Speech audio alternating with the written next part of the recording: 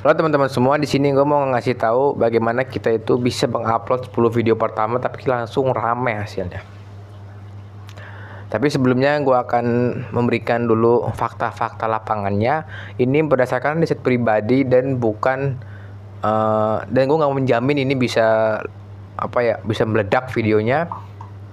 Karena ini hanya teori dan mungkin pengalaman gue sendiri di dunia YouTube ini. Jadi bagaimana kita bisa rame videonya dalam mengupload 10 video pertama? Yang pertama itu kita harus yang namanya itu buat channel atau tampilan channel yang menarik. Nih, sebelum upload kita harus sudah tahu nih konten kita maunya apa, nama channelnya apa, deskripsinya apa, bannernya mau gimana, profilnya mau gimana. Dari situlah kita bisa dapat ide nih. Oh gue maunya begini nih. Aku mau gini aja ah. Oh ternyata kita rame nih channelnya. Oh ternyata ini bagus nih konsepnya. Ya nggak masalah, itu kan tergantung kitanya maunya apa. Kita maunya gimana konsepnya. Kita maunya gimana sih ini buat channel, buat videonya. Gimana sih thumbnailnya. Kita harus punya plan dulu sebelum ngupload. Biar orang yang mampir ke channel nggak bingung. Ya, jadi selagi biar orang yang mampir ke channel kita itu nggak bingung dan nggak keder. Ini ngebahas apa sih channelnya? Ini perihal apa sih? Oh ini ngebahas ini nih. Oh bentarnya begini. Oh begini nih tema-temanya. Ada nuansa minimalisnya misalkan. Apakah itu sesuatu langkah yang bagus? Yaitu tampilan dulu, baru yang selanjutnya kita menentukan ide konten. Cara nentuin ide konten itu gampang, kita yang penting apa yang kita suka itu kita bikin aja udah. Misalnya kita suka mancing, kita mau bikin kontennya mancing nih, ya udah kita bikin aja video mancing, kita bikin aja video-video perihal cara mancing untuk pemula, cara membuat umpan untuk pemula, nggak masalah kan. Yang penting apa? Yang penting kita sudah tahu konsepnya apa, sudah ngebuat sudah ngebuat thumbnailnya. Intinya ke thumbnailnya udah kita ada konsepnya, terus isi videonya juga udah ada konsepnya.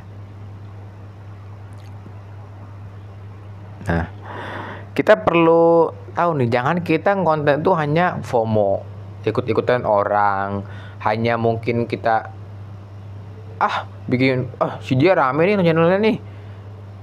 Dia channelnya meledak view-nya. Ya nggak masalah. Tuh itu punya dia kan. Tapi kita sebagai kreator kita harus punya pendirian juga kan. Harus punya pendirian, harus punya konsep yang mau dibikinnya apa, harus punya karakter channel atau ciri khasnya apa. Karena kalau hanya ikut-ikutan tren semata, ya kalau tren itu sudah selesai, sepi lagi dong. Ingat, buatlah konten yang nggak ada trennya. Emang sepi. Awalnya sepi, tapi kalau lama-lama itu kan lama-lama kita jadi orang bakal tahu video kita. Karena kalau kita bikin video hanya tren sesaat, awalnya meledak, lama kemudian dia bakal sepi. Seriusan, ramai pertamanya, banyak yang nonton, banyak yang like videonya, banyak yang subscribe. Sini-sini udah sepi, mulai tuh sepi dan nggak ada yang nonton, bosen. Karena trennya udah turun. Jadi kita sebagai ini harus tahu bagaimana trennya, bagaimana ke depan itu harus tahu ya teman-teman. Dan yang selanjutnya kita jangan lupa untuk meriset kata kunci. Sebenarnya kalau tahun sekarang itu untuk YouTube kata kunci perlu, tapi yang lebih perlu itu lebih daripada isi konten. Buatlah storytelling atau pembahasan video kontennya yang masuk dan nggak bikin orang bingung. Misal kita mau ngejelasin perihal cara membuat bakso, bikinlah dari bumbu-bumbunya, dari step-stepnya, dari cara-caranya, kita harus tahu dulu. Ya, kalau misalnya kita udah tahu, kita udah paham cara-caranya, ya udah langsung aja eksekusi. Jangan sampai kita mau bikin video tapi kita nggak tahu yang mau dibuatnya apa. Ya, nah kita perlu kaji perihal ini teman-teman. Ya, oke. Di sini yang selanjutnya adalah fokus di satu ide konten. Fokuslah di satu Nah, kita apa? Mau masak ya udah kita masak aja, nggak usah ngebahas mancing. Mau ngebahas mancing kita ya udah kita fokus di mancing. Jangan hanya kita jangan campur aduk atau channel gado-gado. Misalnya kita kontennya mancing, ya udah terus besoknya kita ngupload tutorial Android, besok lagi kita ngebuat masak. Yang gitu, jangan gitulah. Kita tuh kalau bikin konten tuh ya harus apa ya, harus sejalan gitu, harus satu konten aja fokus biar penonton tahu, oh ini channelnya bahas mancing nih, ya udahlah gua subscribe lah biar gua dapat ilmunya tuh. Jadi intinya itu kita harus bikin penonton. Jadi kuncinya itu biar 10 video rame, kita harus ngebikin apa, ngebuat penonton tuh yakin oh ini channelnya bermanfaat. Yang selanjutnya ciri khas video. Kita ciri khasnya apa? Nampilin muka kayak gini nih, kayak gue sekarang tuh gue nampilin muka. Terus ciri khasnya nggak pakai muka, ciri khasnya kayak serius pembawaannya, terus juga ceria atau mungkin santai atau mungkin tegas atau pemberani atau berapi-api. Itu kan pembawaannya.